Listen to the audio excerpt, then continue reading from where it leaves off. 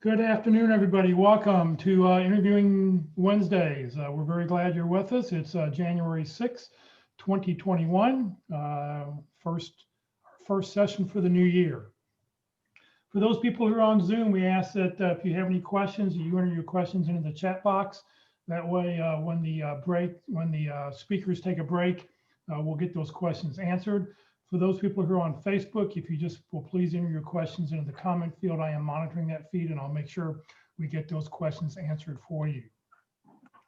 If you're on Zoom and you're using a PC or Mac, we ask that you use the speaker view, which is what it looks like in the lower left-hand corner. And where you see that red arrow, you can grab that little white line and drag that back and forth and make the speaker bigger or smaller, whatever ratio you prefer to have. Please note this event is being recorded. It will be available later this afternoon and is currently live on Facebook. The recording will be on the Career FW Facebook page and on the Career USA YouTube channel for others to view in the future and for you to review in the future if you'd like. By participating in this event, and if you post a comment in the chat box or have your microphone or camera on, you give consent for your comments, name, and picture to appear. Well, good afternoon, everybody. My name is Jeff Morris. I founded Career DFW back in 2008 to help the unemployed in the DFW area. In 2012, I launched CareerUSA.org to help people outside the DFW area. I've written a book called What I've Learned About Your Job Search. And for those people in the DFW area, if you want to drive by the house, throw 10 bucks out your window, I'll attempt to throw a book in your window. For other people, if you want to buy it on Amazon, it's on Amazon for 15 bucks. Since 2007, I've been facilitating and leading the North Dallas Plano Career Focus Group. I'll tell you about our upcoming programming at the end of this meeting. And I've been a member of the practice interview team since 2017, and you'll hear more about the practice interview team here in just a second. We've got two speakers who have put together this 13-part workshop for us. Mark McDonald, who leads the practice interview team, and Walt Glass, who leads the interview success workshop. So gentlemen, would you like to introduce yourselves? Yes, I would. Dan, I never muted myself, so now I'm right here ready to go. All right. So hey, there's the PIT crew information, and the PIT crew now gives virtual interviews any day of the week. The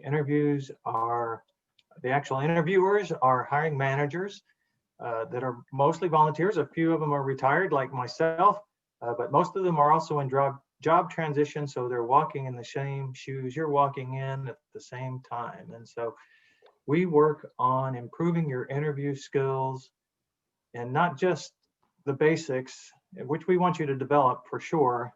You know, how to answer questions with using a structured format, what kinds of questions to anticipate. A lot of the things we cover in this webinar series are the basics, but we'll also go a little bit deeper and give you feedback on how to ask probing questions, how to build rapport with the interviewer. I used to say we increase your confidence that you can tell your story well in an interview situation, but it's so much more than that. And really, it's how do you connect with the interviewer?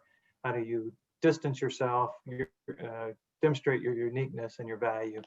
And so that's what the PIT crew is all about.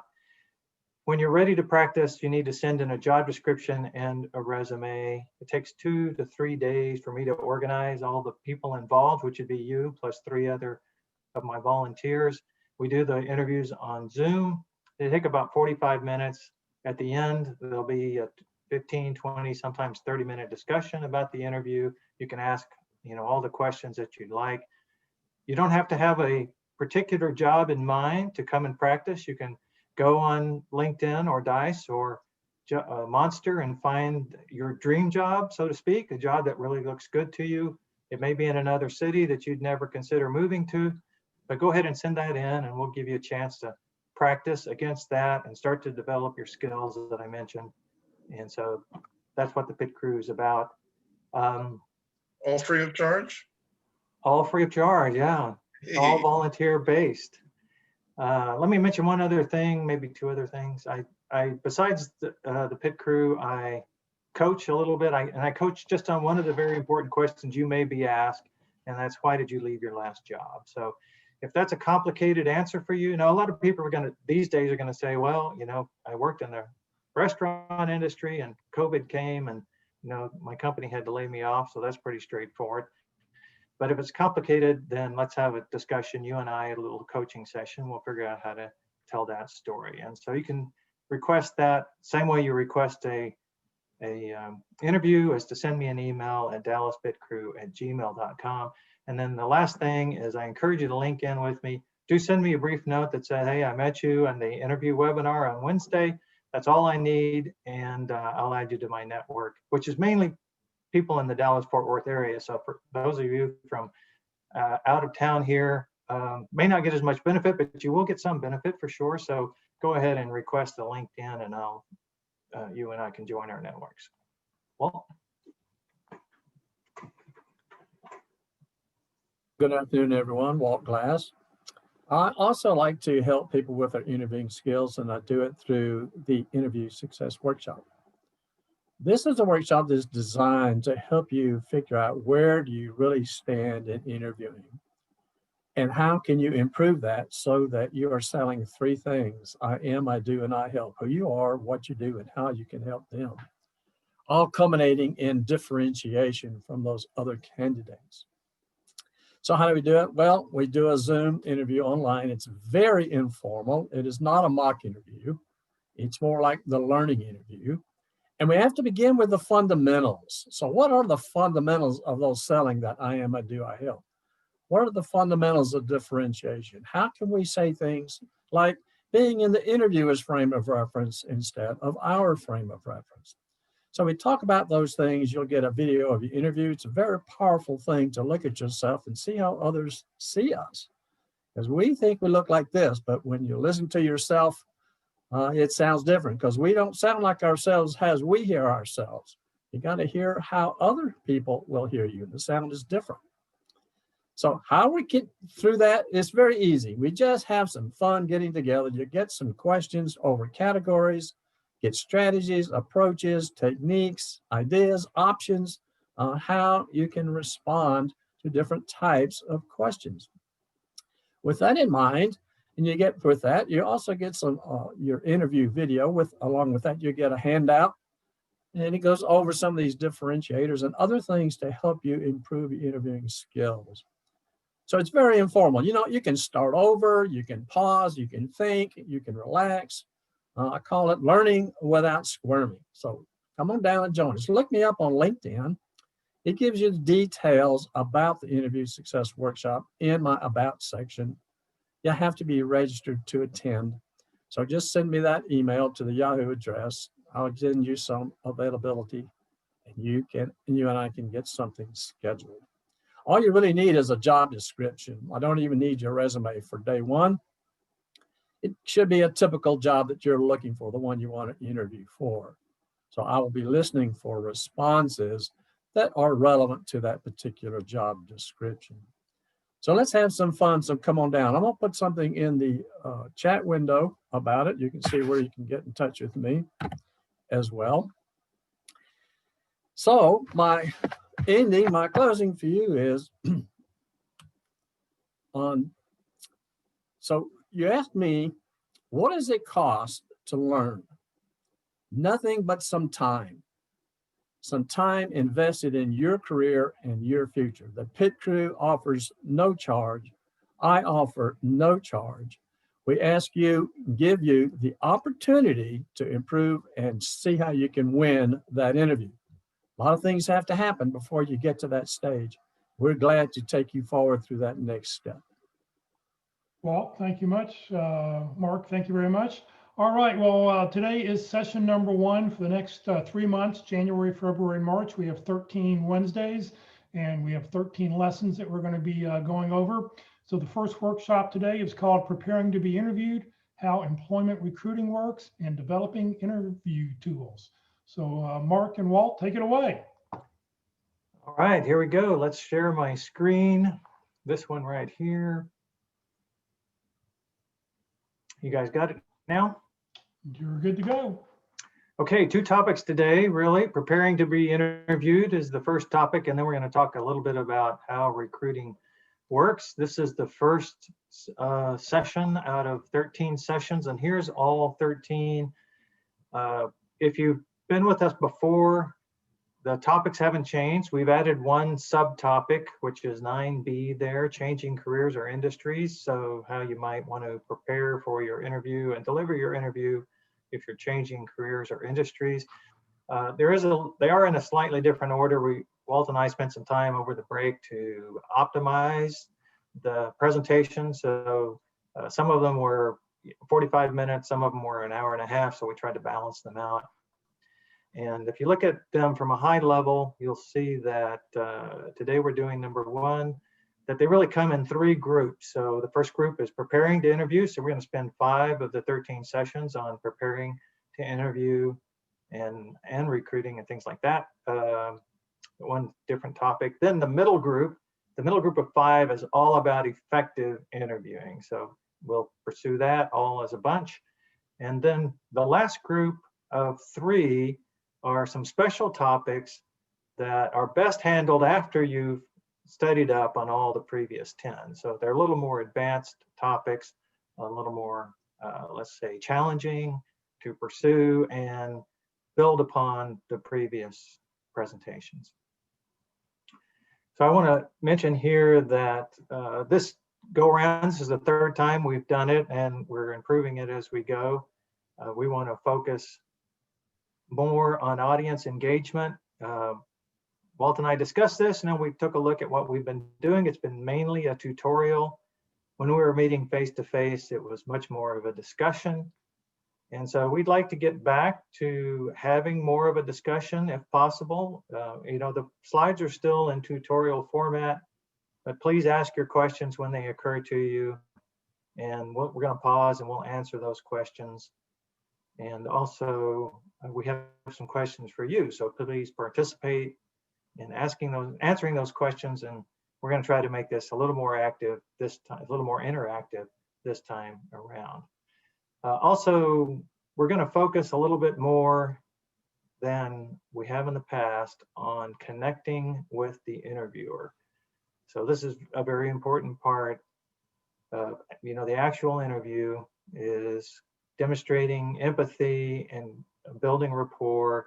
And we have a couple of the sessions focus on that in particular, but I think you'll see it sprinkled throughout all of the sessions, more specific and information and comments about how you connect with the interviewer, or how what we're talking about helps you connect with the interviewer. So that's what's different about round 3.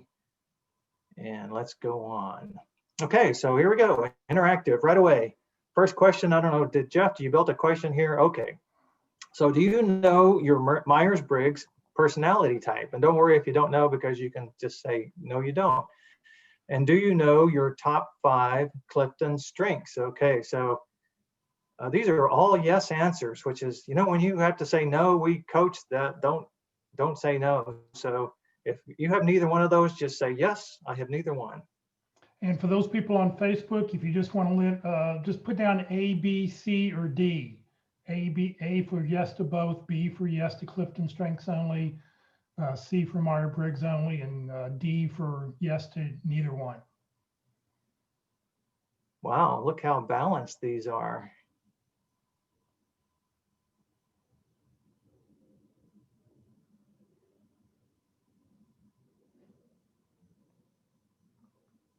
We'll take a few more seconds. We've got 7 people who haven't responded yet. Some of those may be Walt and Jeff and I guess, since we won't respond.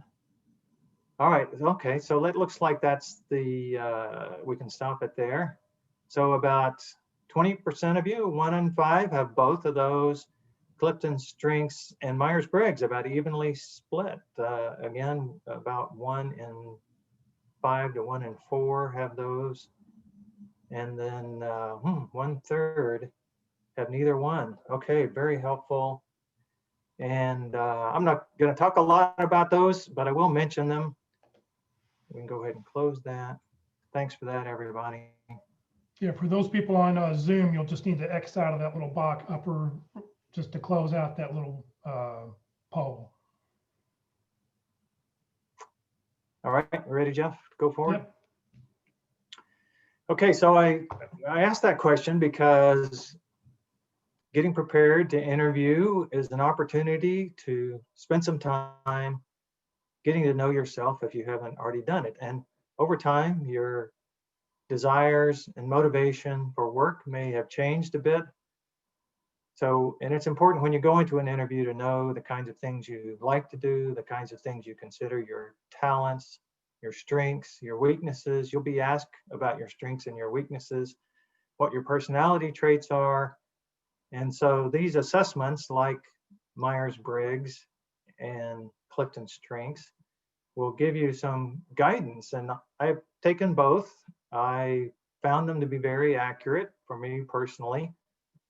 Clifton Strengths is great because it is business oriented. It gives you the strengths that you would have in a business environment.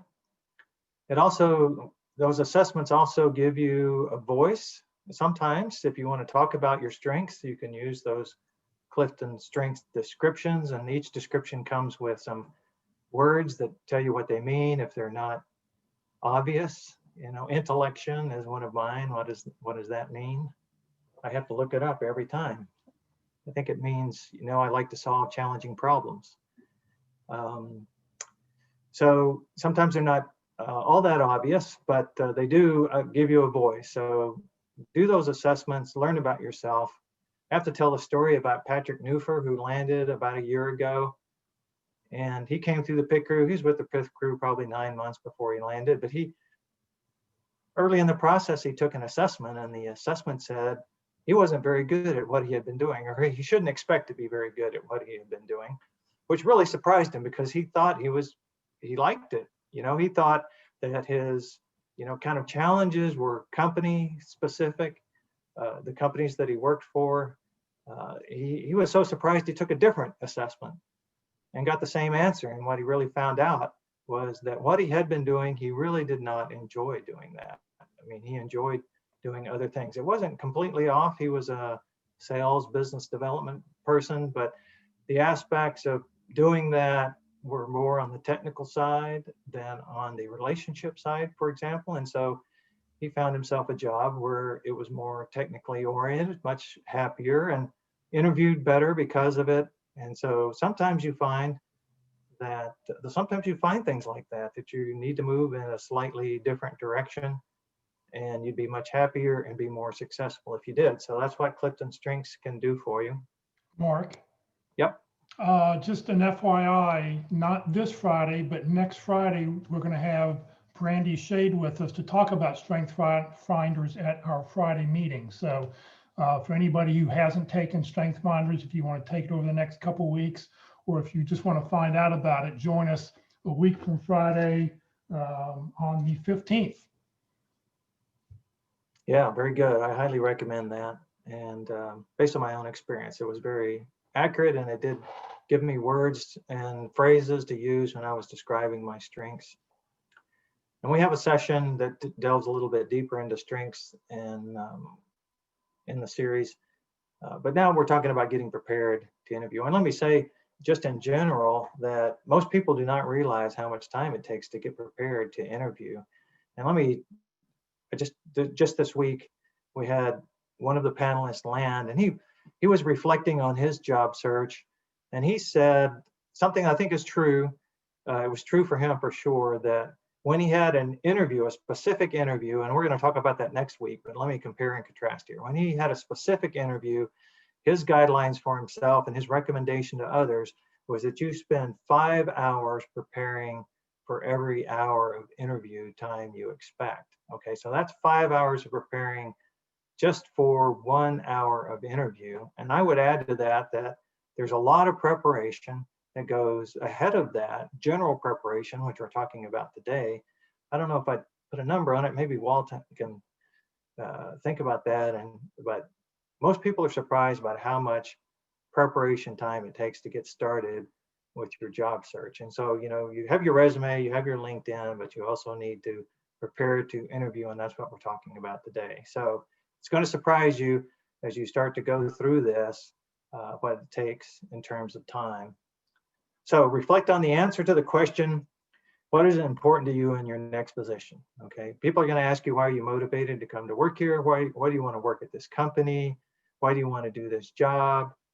Why now in your career? And so now's your time to reflect on what you want to do, because when you can ask those questions, you'll have a heartfelt, genuine answer. It won't throw you off course.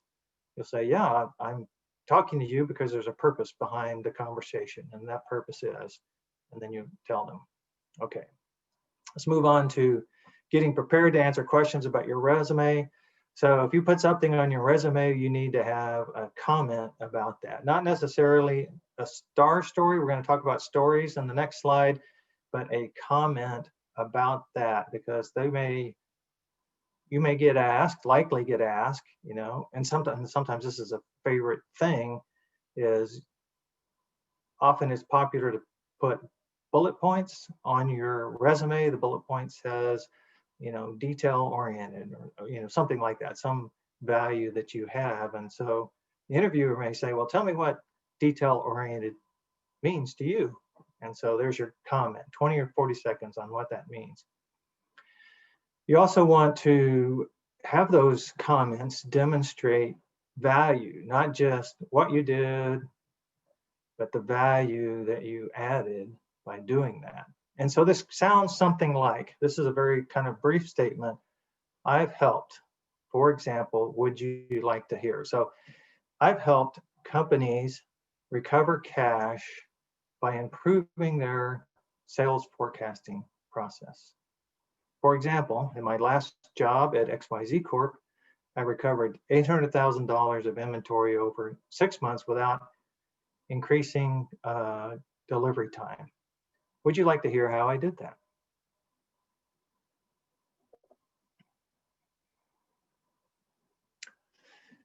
Oops, didn't advance. Here we go. Okay, star stories. Here's your opportunity.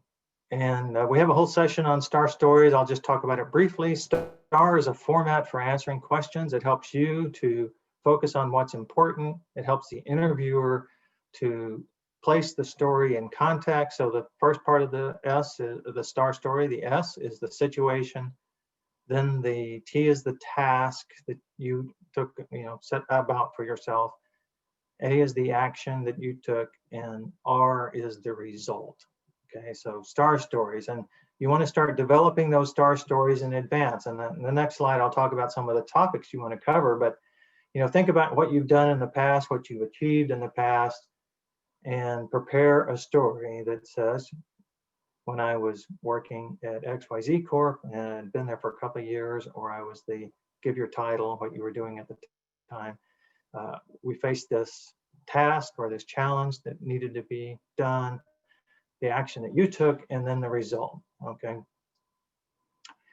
So behavioral interview questions, kind of an open-ended question, like tell me about a time, or describe a time, or what would you do in this situation, is an opportunity for you to share a story about how you did that in the past.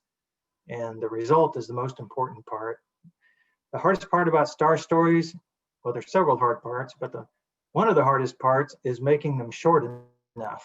And you want to get to your result within 90 seconds.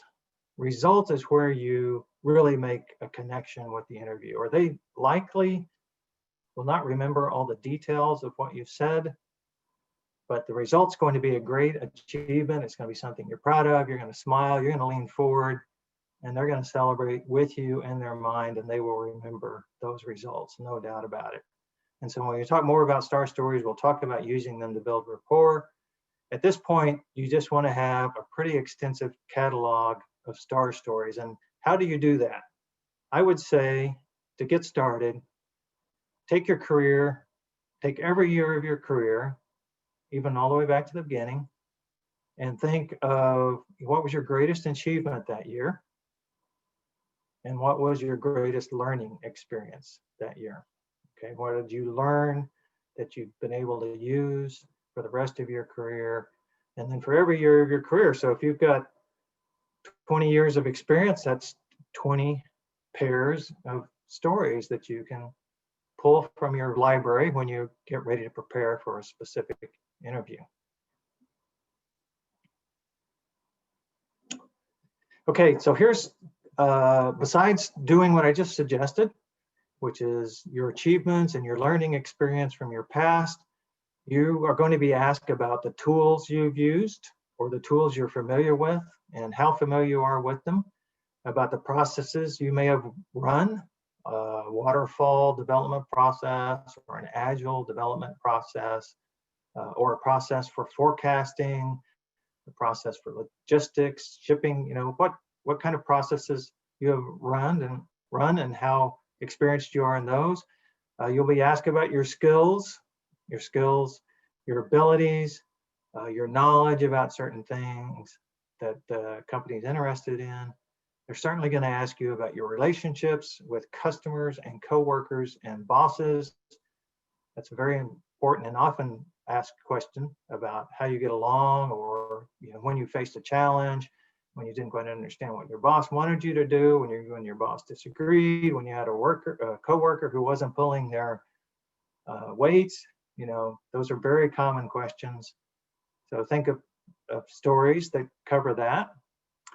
And then, of course, your achievements, which I mentioned every year, your achievements and expertise. Okay, so if you think what you've done rises to the level of being an expert, you want to be prepared to claim that and reinforce that by telling stories. So those are all the kinds of common questions you can prepare for in advance, because everybody is likely to ask about them. Somebody in the interview process will ask about them. At the beginning, more about your tools and processes and abilities and achievements, and then at the end, more about your relationships and how you interact with the teams you've been on and things like that.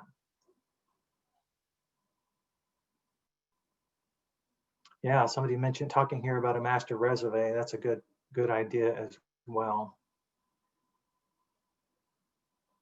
Let's see, come on, move forward. There we go. Okay, that's all I had. I think Walt's up. We want to switch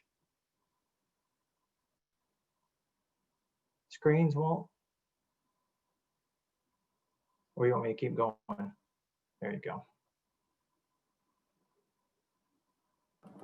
Okay, Jeff Huggins is right on track here on something I'm going to suggest to you. So I want to reiterate just a couple of things. One is there's a lot of work to be done prior to preparing for the interview.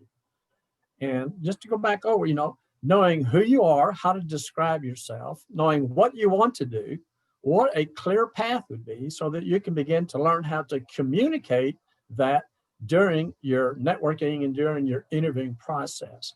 So those are kind of the prerequisites to get ready before you start saying, okay, now I'm ready to say, I know what I want to do. I know how to describe myself. I know what my strengths are. I know what my achievements are. Now, how do I get that into the interview process?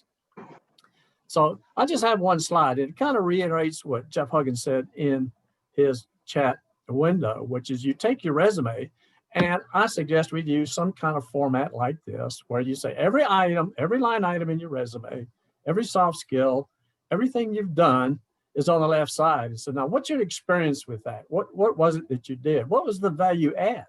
What was the result of doing that? So what's the value of being a visionary leader?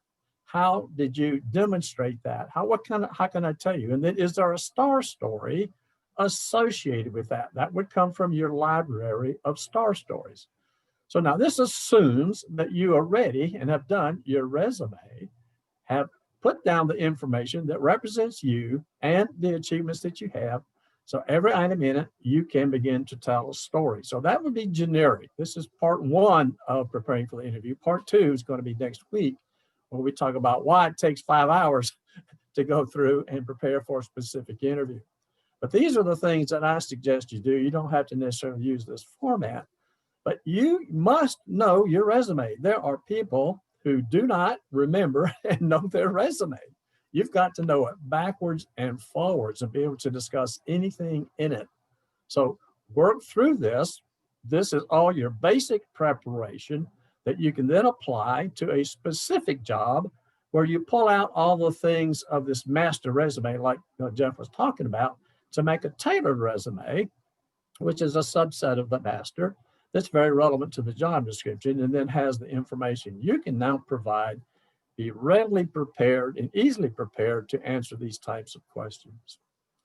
So that's all I have on this one. So any questions on this part so far?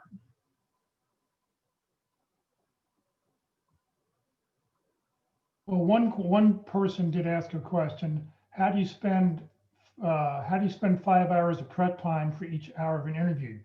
Just what do you do?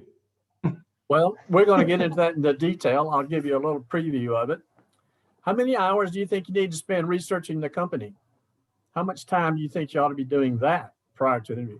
How much time should you spend networking, finding people who may work in the company or have information about that so that you can talk about specific things? So networking into the company, researching the company, that's just a couple of items that we should do prior to the interview that is specific to a particular job.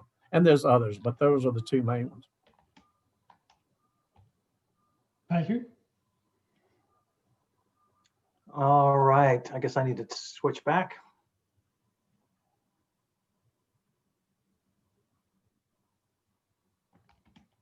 Here we go.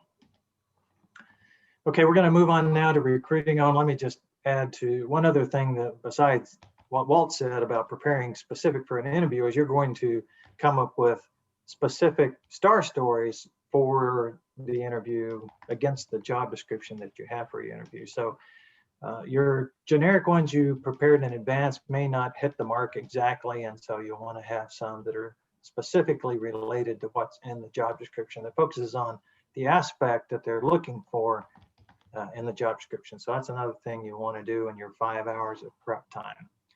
We'll talk more about that next week. So now we're going to talk about the recruiting. I'm going to talk about the recruiting business. I've got 4 or 5 slides on the business of recruiting. I think this is helpful to understand how the business of recruiting works. It'll help you understand what kind of recruiter you're talking to, what their motivation is, how they may be able to help you or maybe not.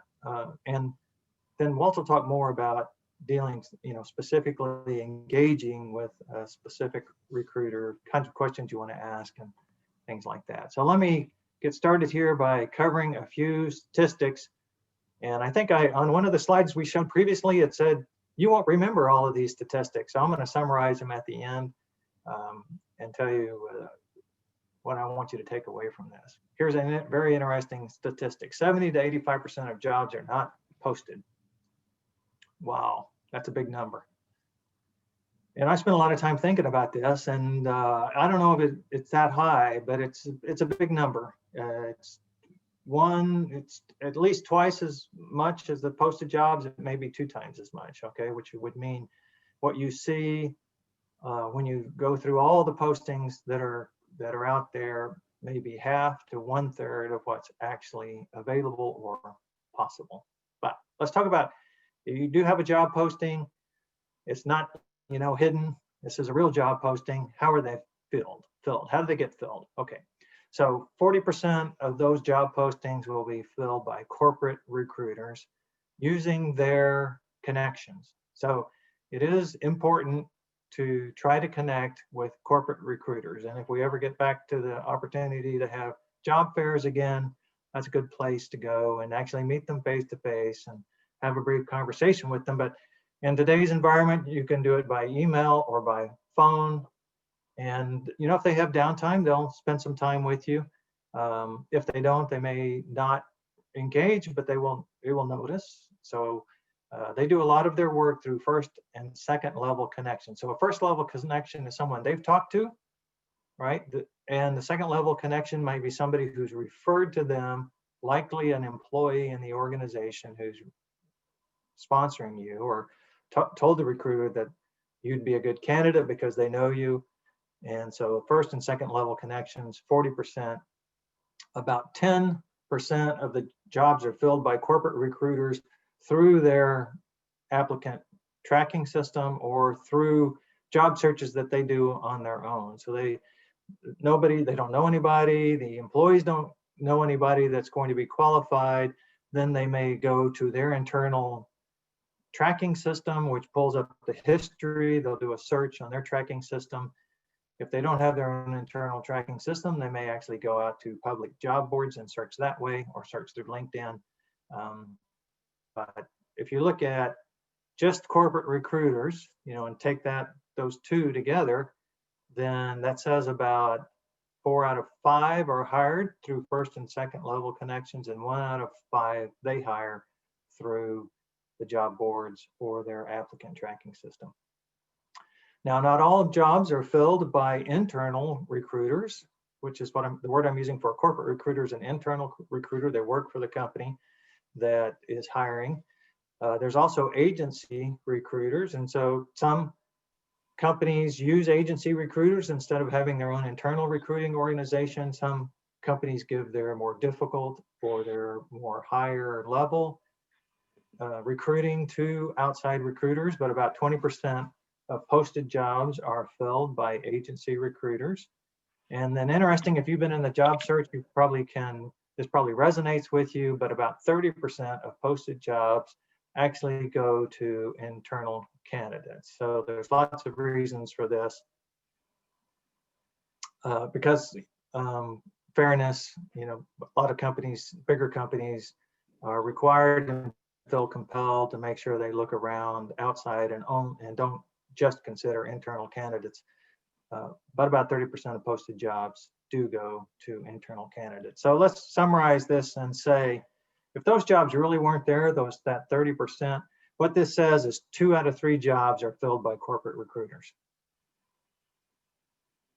So that's their importance. 1 out of 3 are filled by agency recruiters. So if you just look at some of the numbers, this gives you the numbers. So out of 100 jobs that are posted, there's 300 jobs that are hidden. And of those 100 that are posted, 50 are filled by corporate recruiters, 20 are filled by agency recruiters, and 30 go to internal candidates. Now, that doesn't mean you may not get to interview with them, but ultimately they decided to go with an internal candidate. So that's some of the statistics. Let's talk about types of recruiters and recruiting organizations. So I've already mentioned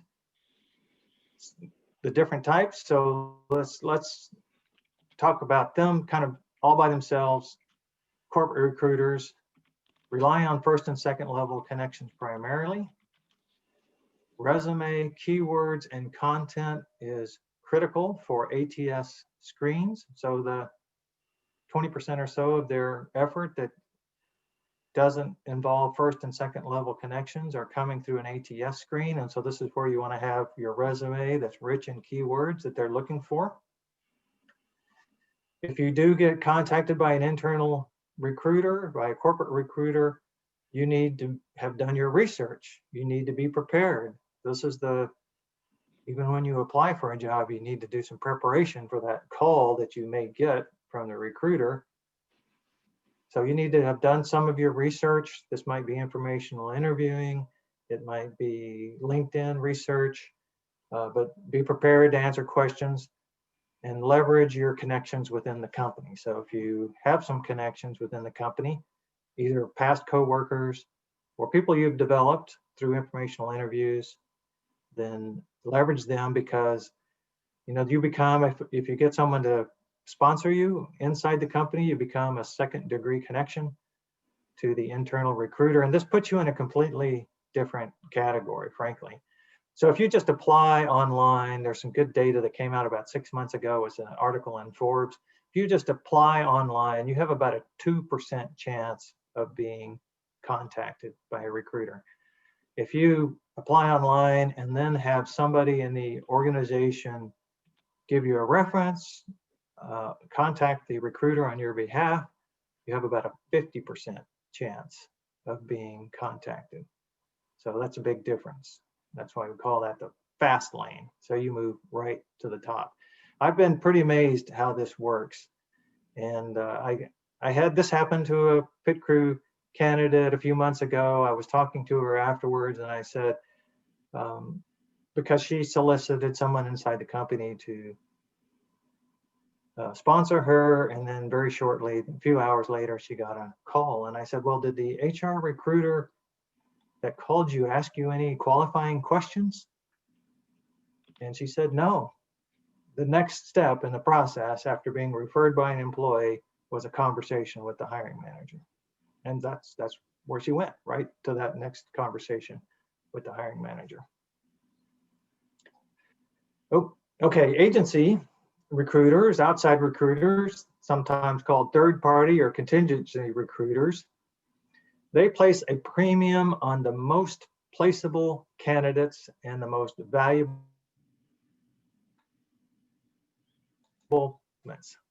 and most in-demand skills. The most valuable placement is all about the money, the one they're going to get paid the most for placing, and those may be the same. You know, the most placeable candidate are the hardest to find. Companies are offering a premium to the recruiters to find those kinds of people, but sometimes you're not the most placeable candidate or the most valuable placement, the things that you do and the roles that they're filling. And so they will tend to not spend much time with you. And some of you may have been ghosted by this situation. Now, they won't tell you, that they're ghosting you because, life may change. They may get a placement that you're perfect for in the next week or 2 or 3. But if they're not returning your calls or engaging you, it's likely you're not on one of the searches that is going to close quickly or bring in a lot of money. Okay, so just recognize that could be the case. Being top of mind is important. Okay, continuing on a professional basis to contact them and stay in touch. Their reputation with their client is important, so they will want to present a well-qualified and prepared candidate. Okay, even though they work very hard, they have an 80% failure rate, which means they place 1 out of 5 candidates they present. So this is a pretty tough business. And I'm going to talk about the different personality types that you'll encounter with recruiters. But generally, agency recruiters are looking for a very high match to the job requirements.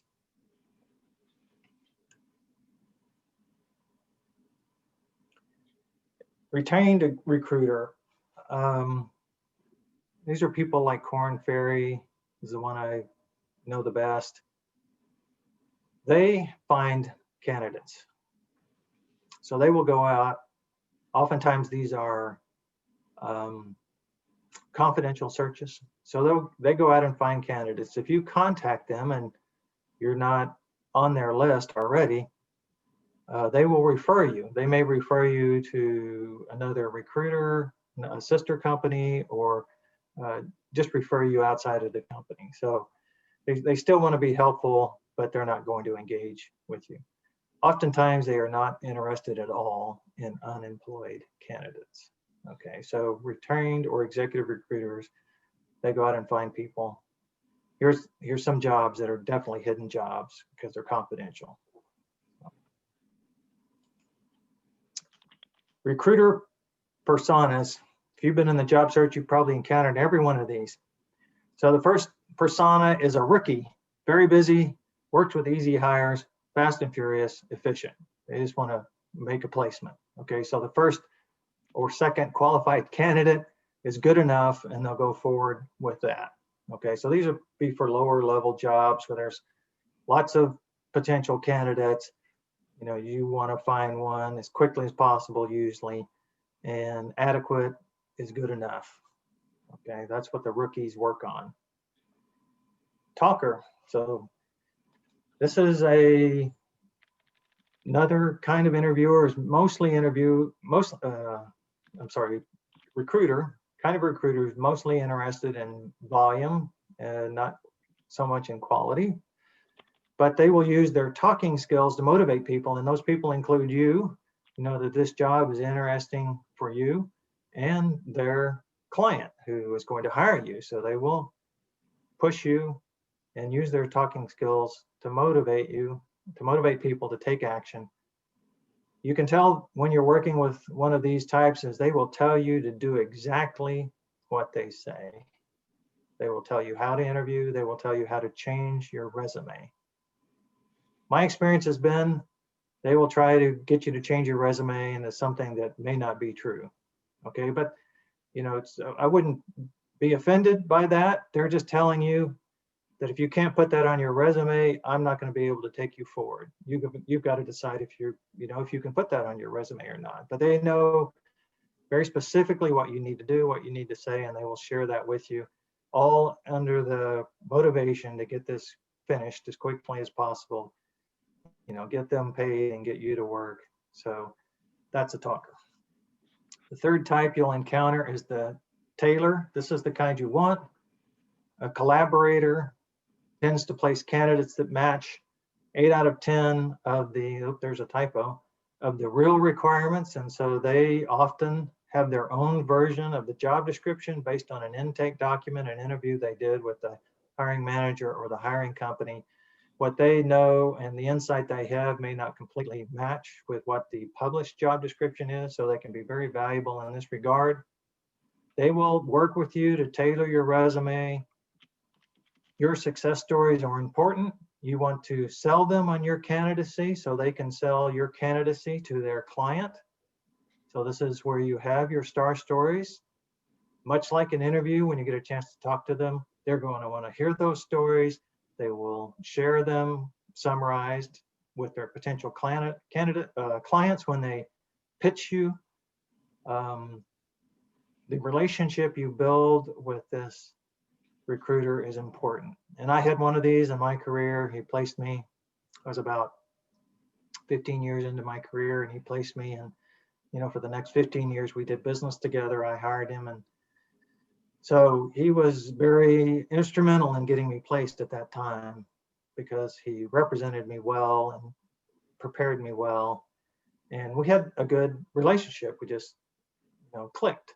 And so this is the kind you want to find. Those are the most valuable. And I'd have to say in general that a lot of corporate recruiters are this way. They're primarily interested in getting people who are going to stay in the company, who are going to do well in the company. They're going to thrive in the company, so they'll spend a little bit more time getting to know you and understanding your personality and your achievements, more so than a talker or a rookie who may primarily be interested in getting something done quickly as opposed to accurately or for the long term. The data bots, now they have data bots, which will scan the ATS system and look for more than keywords. Nowadays, they're starting to look for other success factors, and the data bots are primed, so they're fed with information of resumes of people who have been successful in the company. So they're usually from people that are inside the company, and then the data bot goes and searches for similar phrases and comments that match to those resumes. So that's another way that you're going to engage in the recruiting process. Okay, a couple more slides to let you know how these people are paid, because that affects how they behave. Corporate recruiters, compensation is usually 80 to 90% salary. Okay, so they do get a bonus for placements, but 80 to 90% of their compensation is salary. They do have quotas and they do have deadlines, and they will be replaced if they can't meet those quotas and succeed in those deadlines. So this is generally true of the recruiting business, whether you're an agency or a corporate recruiter. Agency recruiters get more of their compensation on commission from a placement. So this is where you're going to find people who are in a bigger hurry, and speed is important to them. So again, now they have their own motivation to get things done accurately and quickly because it affects their pay more dramatically. A lot of people do not succeed in this role, and so there's a pretty high turnover rate. They get their business differently. A corporate recruiter is likely to handle all the placements that need to be done, and only if it gets to be very difficult do they go outside. So they may have an agreement to do a series of placements, which helps them be motivated, helps their motivation, because they're going to get more. It's not a one and done job. and it may be temporarily exclusive. So this is why, you may apply for a job, an outside recruiter contacts you about it, tells you they're representing the company. Nothing happens. A few months later, you see the job posting again, you apply again, now it's a different recruiter. Okay, well, that recruiter had their chance and they didn't fill the role. Now it's being posted again and a new recruiter is working on it. So don't be confused if that happens. There is a large turnover and a lot of competition, let's say, and companies that hire these kinds of recruiters switch them out on a regular basis to get the best deal and find the ones that are doing the best for them. So that's their money flow. And then retained recruiters who really aren't interested in unemployed people, but they get paid even to do the search. They may not even fill it, but they'll get some payment for beginning the search and the time they put in to find candidates and prepare them. And so this is a slightly different arrangement.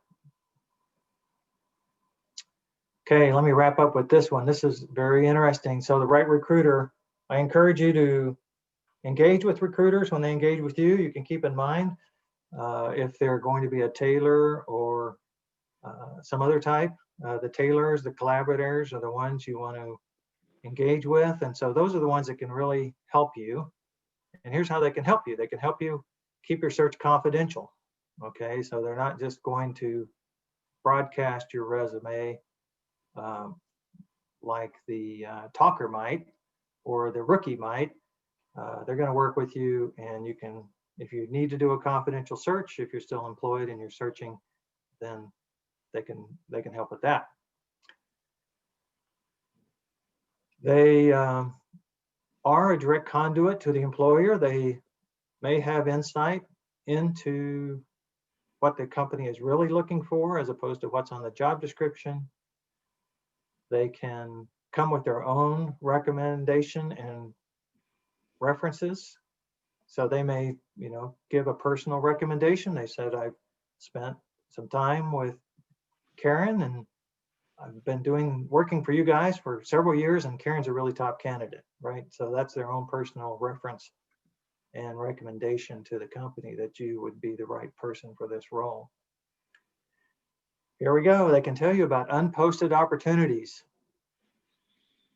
So let me give you just a brief insight of where one place that hidden job market may come from. Okay, so company does a strategic plan. They use, they have if they're on a January to January kind of financial schedule, then maybe in October they do a strategic plan. They decide the next year they're going to hire 8 engineers, 2 per quarter. Okay, so January comes along, maybe December, and they post up 2 positions for engineers. Well, they know that there are 6 others coming.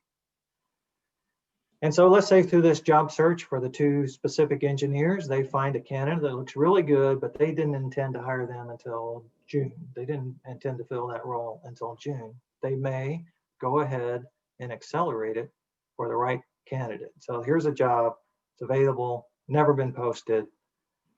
And once you find out about it by being on the inside, or the recruiter knows, the recruiter may have been hired, engaged, saying, okay, I need you to fill 8 positions. So let's sign a contract for 8 positions, 2 of them each quarter. And so go to work on the first 2.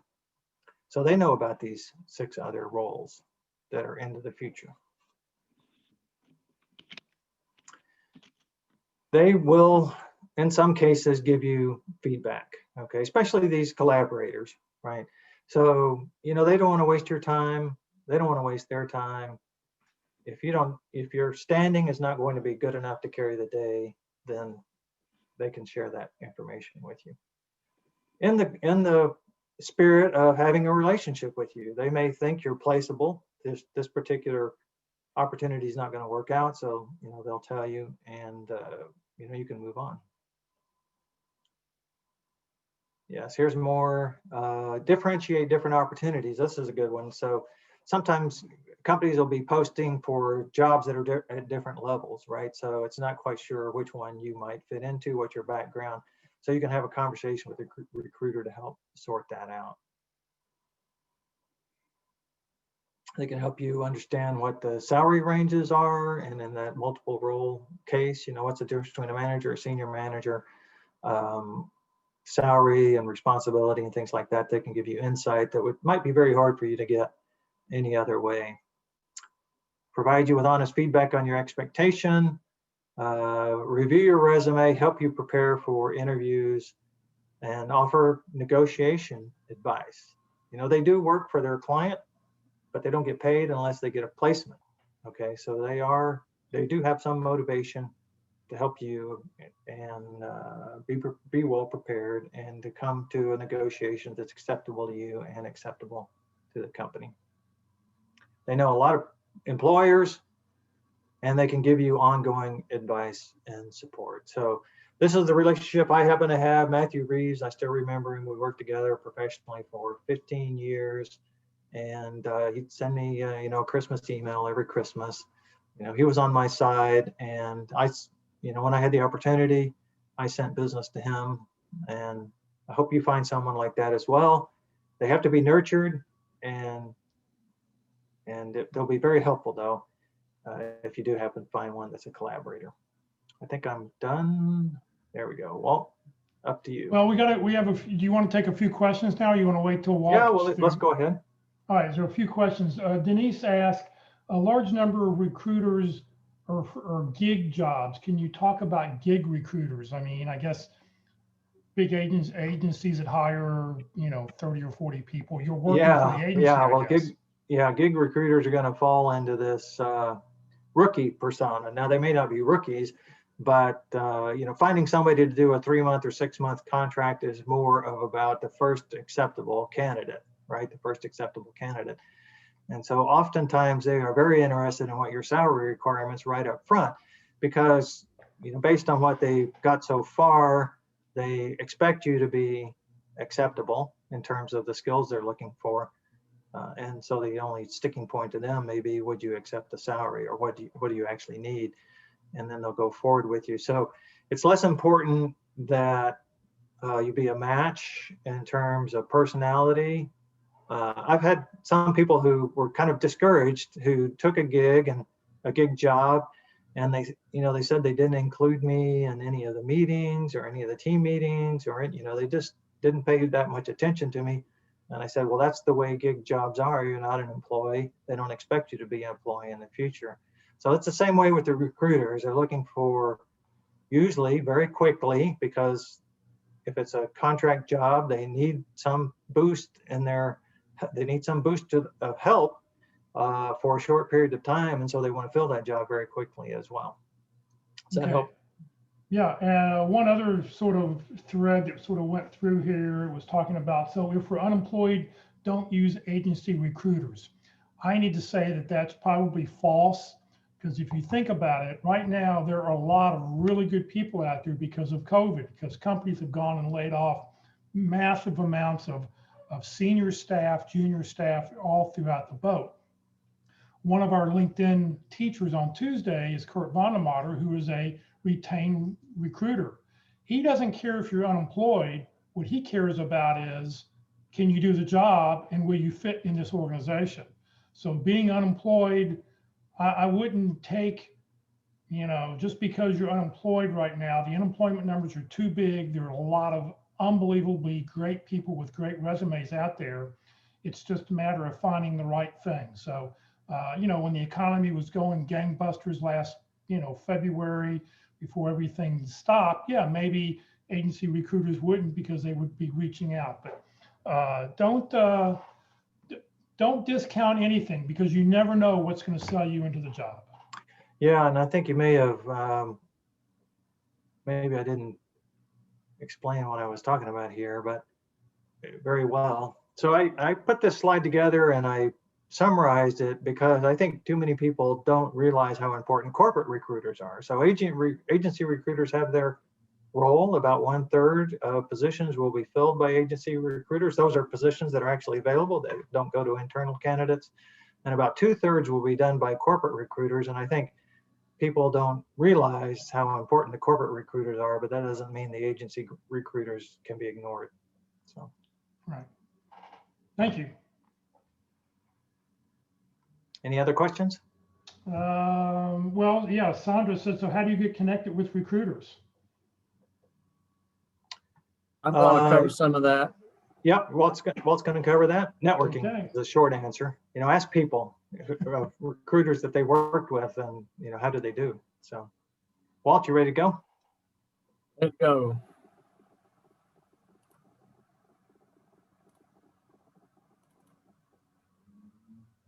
Okay, so let's take a little bit different perspective about recruiters.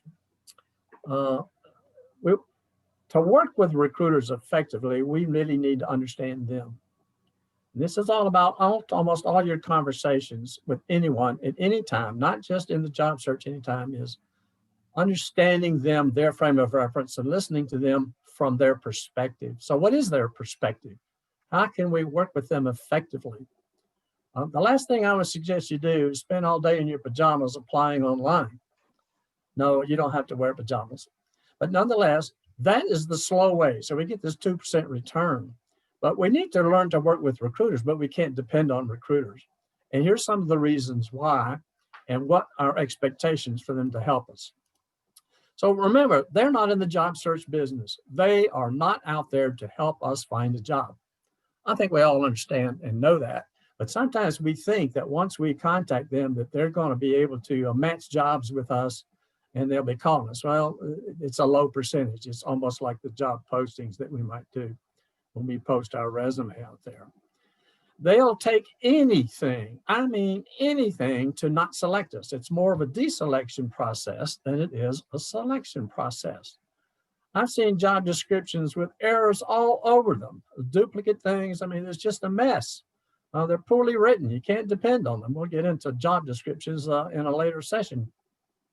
But they'll take any reason whatsoever not to hire, not to even look at us and go through that. We're going to be careful because if multiple recruiters are handling us, if we sign with them and then a company might be represented, they might find it that once the job is offered, then you've got 4 recruiters applying for the fee and the company will not accept you. You've got to be careful. The recruiter that you sign an agreement with, don't automatically sign and have somebody represent you without finding out some information that I'm going to discuss further.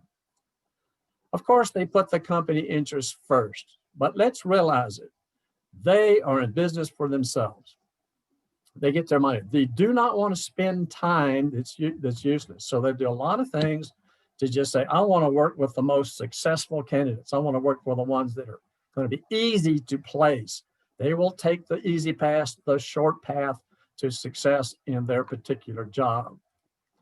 They may not know about what the job involves. Some may know nothing. Some may know quite a bit of details. There's some questions that we can ask, and we'll cover those later to find out just where they stand in this business. They would like to tell us a lot of things, but most of the time we can't get the kind of feedback we'd really like to have. Wouldn't you like to have known that if we'd have negotiated, we could have gotten a higher amount? We never had a chance after that bad first impression. They won't tell you that was the reason. Our references weren't flattering. They're not going to give us that information. They back channel us. They did some research on us and found out something else. Maybe we saw a picture of you out there on Facebook drinking the beer, having a good time at a party. Those kind of things will knock you out. They already gave the job to somebody in-house.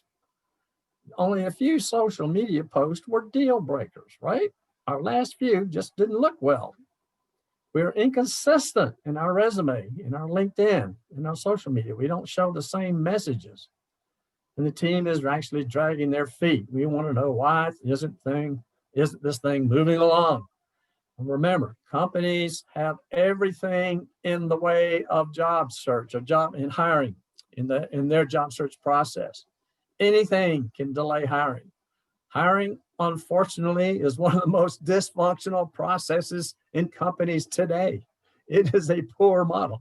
We have to learn how to make it easy and to go around all the negatives and the barriers to getting a job, which we can do. Makes our job a little harder, but it's not impossible.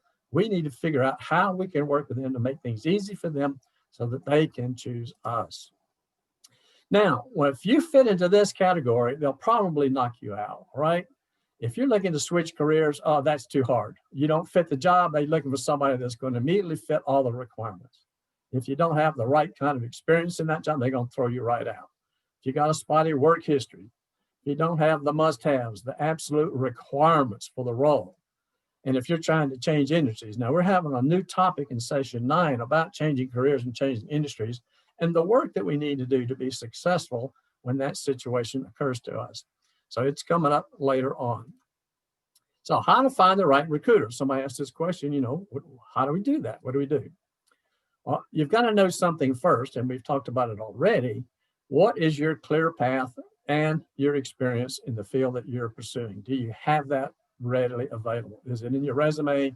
Is it in the way that you can talk and discuss about that?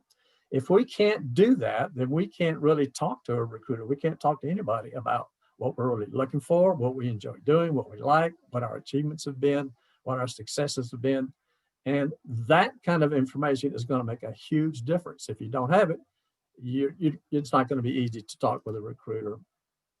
Now realize that most of them are specialists in a particular geographic area, particular job titles, and in particular industries. So do they fit your location, your job title, and in your industry? So ensure we want to make sure that they specialize in what we do before we connect with them. So you kind of ask them some questions, and I'll give you some. We want to look for organizations who work with the companies that appeal to us.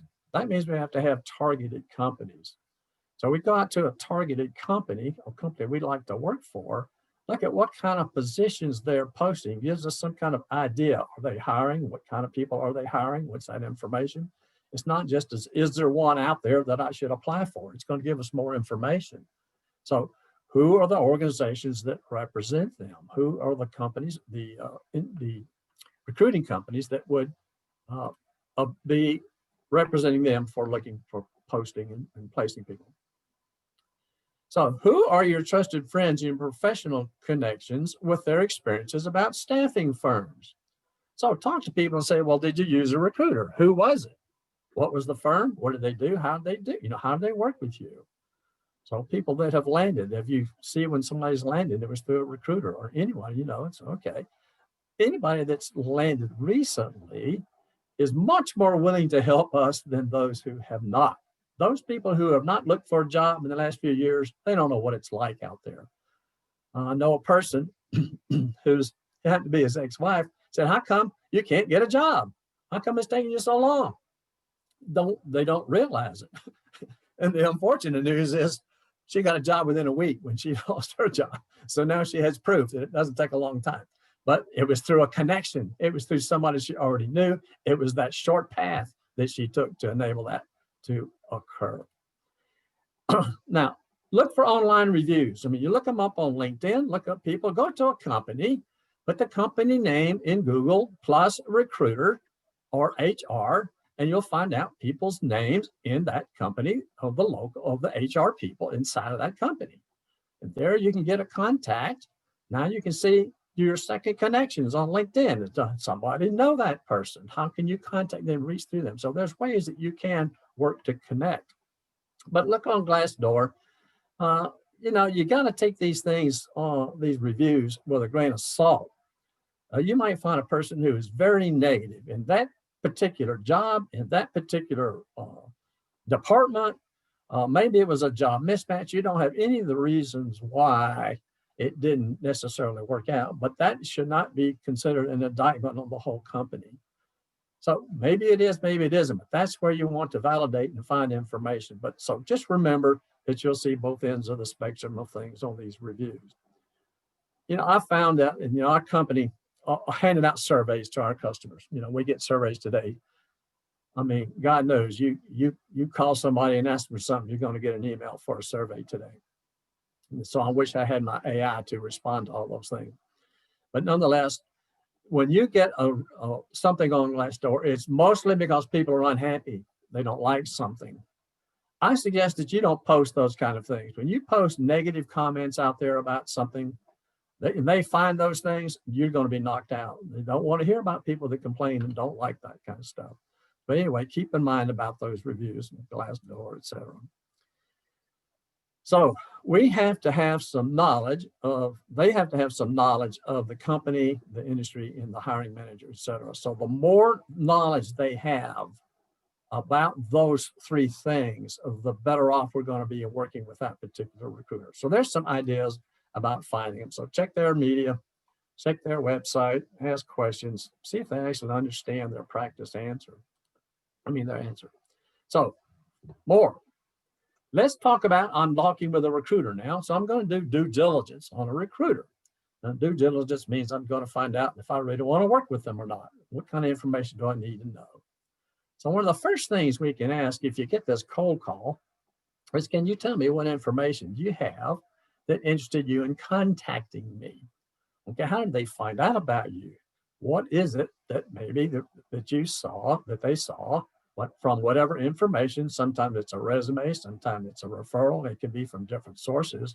They say, what is it that caused you to contact me? So they can tell you what's the primary reason they think you might be a good fit for this job. That's valuable information we want to know right up front. So who are you? Are you internal, contingency, all the different type of recruiters that Mark was talking about earlier?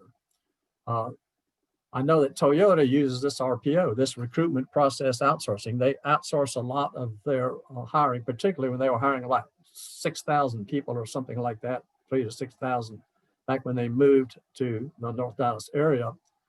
But they were actually internal recruiters, but it was outsourced to a recruiting agency. So they might be a little bit different. They're kind of a hybrid between the agency and the internal recruiter, acting as an internal recruiter. Say, who do you represent? Sometimes recruiters just do not want to tell you who the company is. Now, let's speak from their term of their perspective. Why is that? Well, they don't want you to go around them. They want to get the money for this job. They don't want you to do that. So it doesn't hurt and ask, all right? The worst they can say is they're not going to tell you, but you go ahead and ask. You might get the information. What is their industry? What's their job specialty? So just ask those questions. Where are you in the process for this particular job? All right.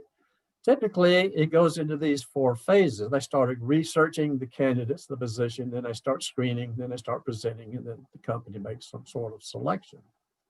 Have you placed anyone in the company before? And how long have you been a recruiter? This is where you can find the rookie. This is where you can find out, I've been doing it for a year. I've been doing it for 2 years. Anything over 3 years, 4 years is a very good indication of a good recruiter, because they've been successful. Otherwise, they wouldn't be working there. Remember, just like Mark said, they get paid on placing people. And if they don't place people, their job is at stake. So what kind of questions might you ask that contingency agent? So where did you obtain my name and contact information? How'd you know how to reach me, right? Do you have a job description? What are the top skills? What are the primary things that you're looking for in this particular role? What's the must-have requirements? Why do you think I'm a good fit?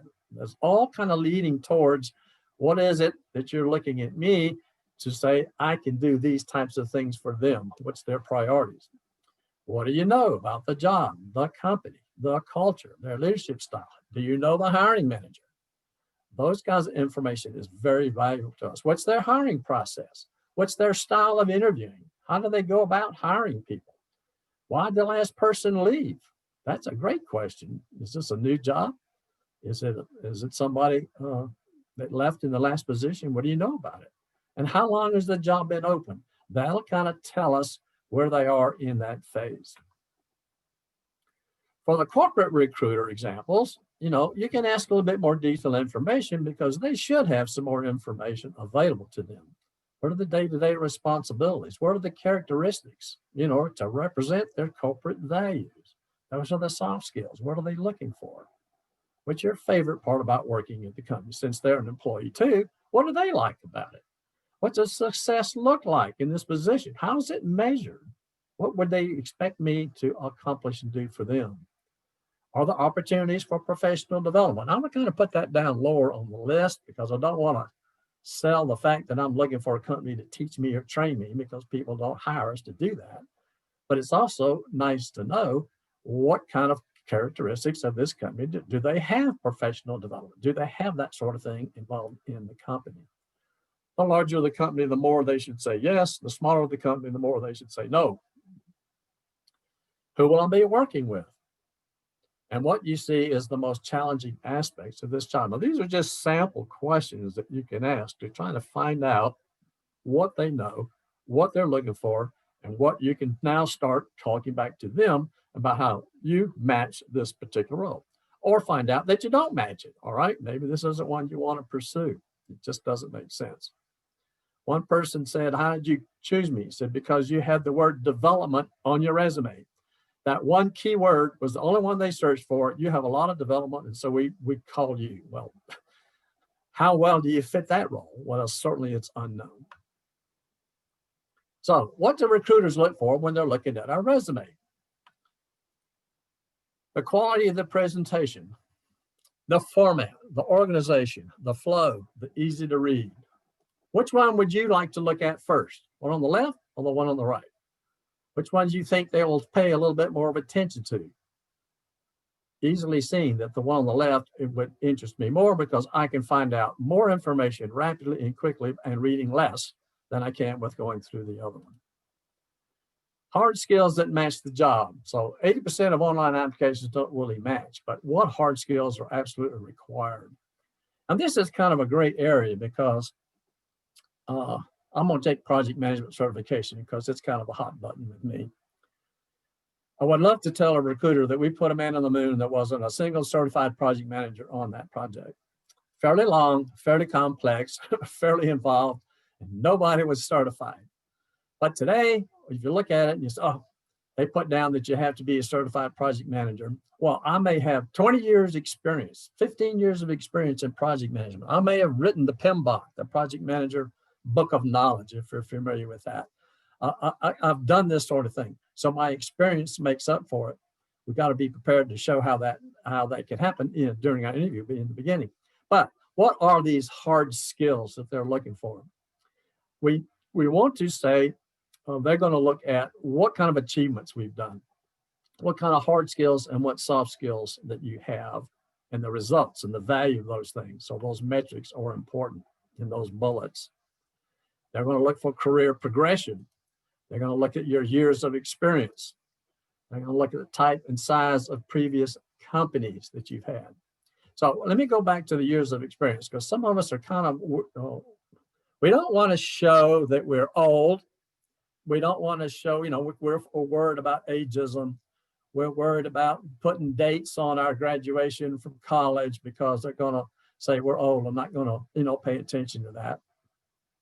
Well, I'm going to tell you, you can say over 10 years experience, over 5 years of experience, whatever is on the job description. If they require 5, then you can say I have over 5 years experience. Well, I may have had 15, but I'm going to say over 5. So those kinds of things are going to be looked at. That's how we want to look at our resume in their eyes. All right. How are they going to look at us? And that's why I put this information up here for you. Now, we're face to face, probably by Zoom today. But what's that positive first impression? What's that greeting look like? What's your energy level? Are you looking at the camera? We're going to have a whole session just about video interviewing, and it's not the interview itself, it's the video part of what we need to do to make sure we make a good impression through our video. Because if we don't look at the camera, they'll deselect us because other candidates do. We have to learn how to look into the camera, for example. What kind of knowledge do you have? Are you showing yourself being desperate by being overeager? And what kind of questions do you ask? You want to ask good questions. They will say, yep, you're asking the right kind of questions that show that you want to find out if it's a match for you, as well as us find out if it's a match for us. And of course, honesty. So those are the kind of things, and some of that stuff's going to come up in some other sessions in more detail. Let me talk about knockout questions, because sometimes we get a call from a recruiter and we call them early elimination questions. And so what kind of questions are these? This is so that from a recruiter's perspective, they can say, look, if you can't answer yes to these questions or answer them the way I'm looking for, I'm not going to deal anymore with you. I'm going to knock you off the list. So you get a list of, they go out, they'll do a match on the ATS system, the applicant tracking system, and you come up and you're in the top 20 and they start making their phone calls, all right? And they go through this kind of thing and say, all right, before I spend much time with you, because I don't have time to waste. I don't get paid by working with people that are not going to be very successful. I'm going to ask you these types of questions. So are you willing to work Iki? And this is kind of like basic function questions, the logistics, the legal stuff. Are you willing to travel, work overtime? What's your salary requirements? Very, very popular to be the first question from a recruiter. Got this great opportunity. What are your salary requirements? The workshop and some of the things we talk about in interviewing practice addresses these types of things. We've got actually a whole session on responding and working with salary. Are you legally able to work in the US? Are you willing to submit to a drug test? Those kind of things. Now, qualifications, they'll look, hard skills. Do you have the degrees? Do you have the licenses? Do you have the certification? What kind of work experience do you have? And what's your skill level on, it's like a scale of 1 to 5. So if you don't have the degree, you don't have the license, you don't have that, they're going to say, okay, goodbye, nice talking to you. And then the culture, fit, and character. How do you work alone or part as a team? So we got a noisy place. Can you work in a noisy place? What's your work style? How well are you adaptable? Adaptable is becoming one of the #1 requirements because things are changing so fast. How well can you adapt to that? And what are you passionate about? Tell me about a time when you resolved a conflict with a coworker. Most of the interview questions aren't tell me about a good time, tell me about a good day, tell me about everything was going well. They ask you all the time there were challenges. When was a bad situation? You had a negative employee, you had a bad experience with a customer, you lost a sale, whatever it might be. They'll talk about those kinds of things. And so we want to find out how interested you are in going through those type of experience, resolving them, and coming out on the positive end. So they're going to look for that kind of thing. So in summary, make it easy for them to help us. Knowing what we want to do and having that clear path and be able to communicate that effectively is going to get us there. Can we clearly convey what we're trying to accomplish and do? We must keep our resume current. Always be courteous and respectful. You treat it as a hiring interview. You don't treat it as a quote unquote screening interview. You treat it as a hiring interview. A little bit different mindset here. We're looking to see if it's a good match from the very first connection to whomever we talk to all the way through the process. Follow through with any commitments we make.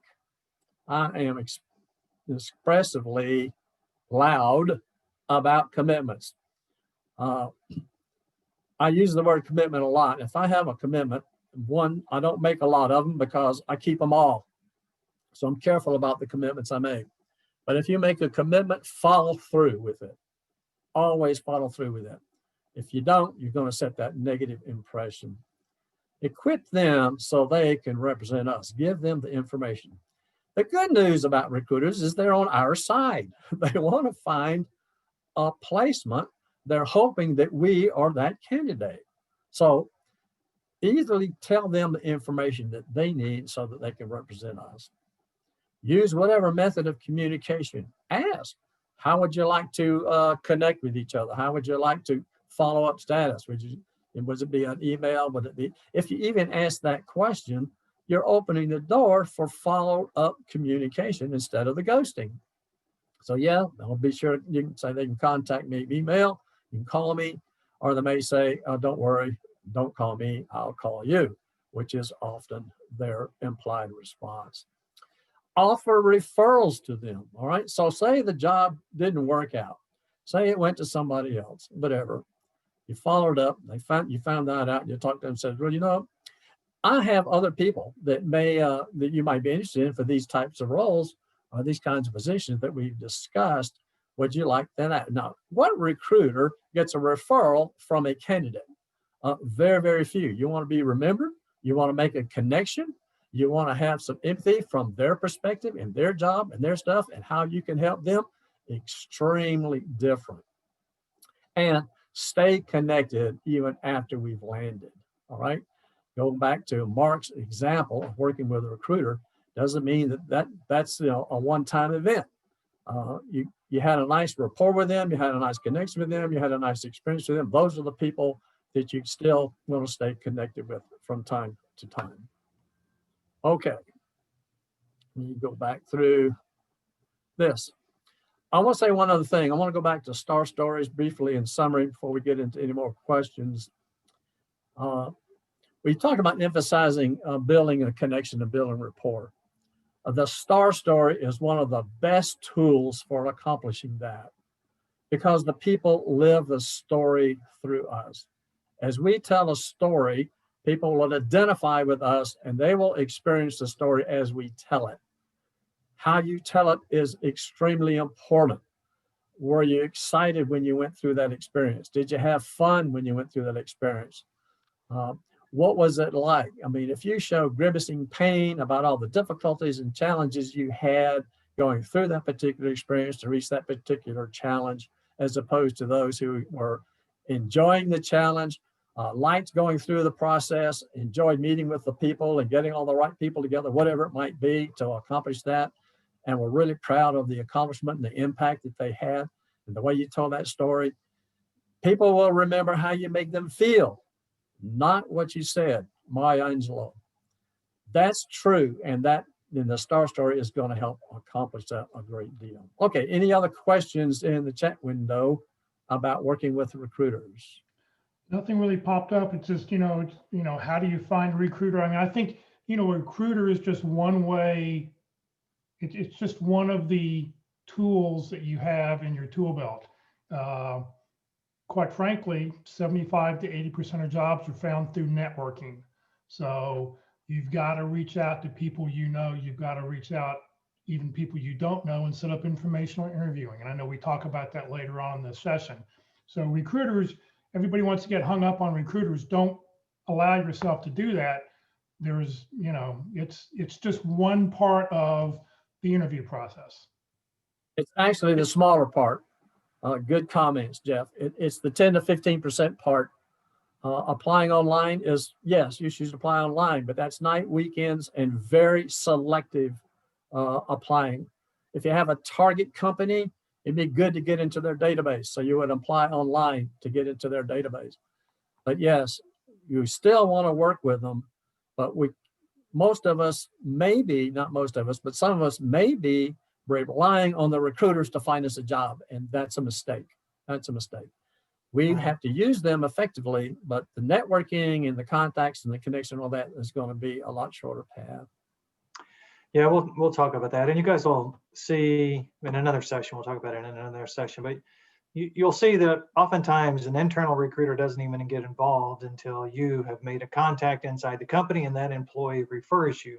All right, so they don't find you. You found the opportunity through your contacts in the company, and then they get in the loop when you're referred. There was one comment that Greg Lutz made when I was talking about connecting with recruiters, and he said he hadn't had much luck getting access to the hiring manager. Okay, so let's talk about the difference between the hiring manager and the recruiter, because I am not at all surprised that a hiring manager will return your, whatever you did, you called or you sent them an email.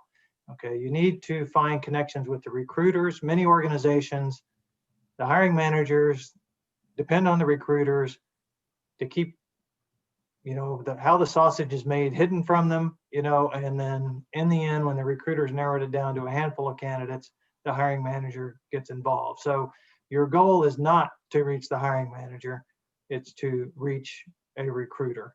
And you can do this in the blind, so to speak, just generically. You don't have a specific opportunity at hand and you just want to introduce yourself, but it'd be much better if you call them about a specific job interview and say, if it's true, I have the qualifications you're looking for. Can we spend a few moments to discuss it? So contact with the recruiter, not the hiring manager. Right. And so here's a good story. We had I can't remember the name. He was a biologist. He went to work up in New Jersey. He had a target company up there in New Jersey. There was a job posting. And so he got online, he found all the recruiters at that location in New Jersey. There was like 8 of them. He sent every one of them a message saying, I'm looking for the recruiter who handles this job posting. Okay, the recruiter did not respond, but one of the other recruiters said, you need to talk to. and told him who to talk to, who to make contact with. And so then he was able to have a conversation with that recruiter who had responsibility for that posting, and ultimately ended up going to work there. So great. All right. Well, I don't think there's no more questions, and I know we're already at 2:30, so we're sort of running out of time here. So let me just quickly just sort of share a few things. We've got some other training coming up tomorrow. We do effective resumes every Thursday at 1 o'clock.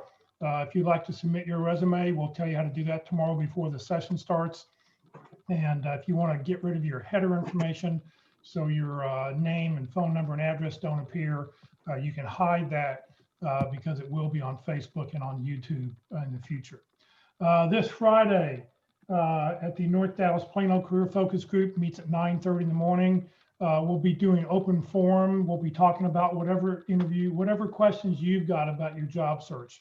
So just if you've got a question, ask us, and you'll get comments from the group that are the people who are participating that day. Next Tuesday, so here's a good sort of follow-up for today's session. Next Tuesday, every Tuesday, we do a LinkedIn presentation. And next Tuesday with Locke Alderson will be how to use LinkedIn for job hunting. And one of the things he's going to talk about is how to find those recruiters on LinkedIn, how to find people in a company so you can reach out when you find something that you're interested in. So please join us again next Tuesday for Locke about how to use LinkedIn for job hunting. Next week, we've done session 1. So next Wednesday here at 1 o'clock, preparing for a specific interview and networking part 1. So join us next Wednesday at 1 o'clock. This session has been recorded. All of our sessions are recorded. They will be on the Career DFW Facebook page and on the Career USA YouTube channel. Please check, please follow us on Facebook. If you do that, every time we go live, you get a little alert on your phone. And every time, if you subscribe to our YouTube channel, you will get a email every time a new video is posted. This video will go up later this afternoon. It usually takes a couple hours for YouTube to process it and get it up online. And if you go to YouTube, it looks something like this. If you don't see the playlist popping up at the very top where it says create a playlist, click where the red arrow is and up will come all the playlists. And don't click on the video, but click underneath where you see view full playlist.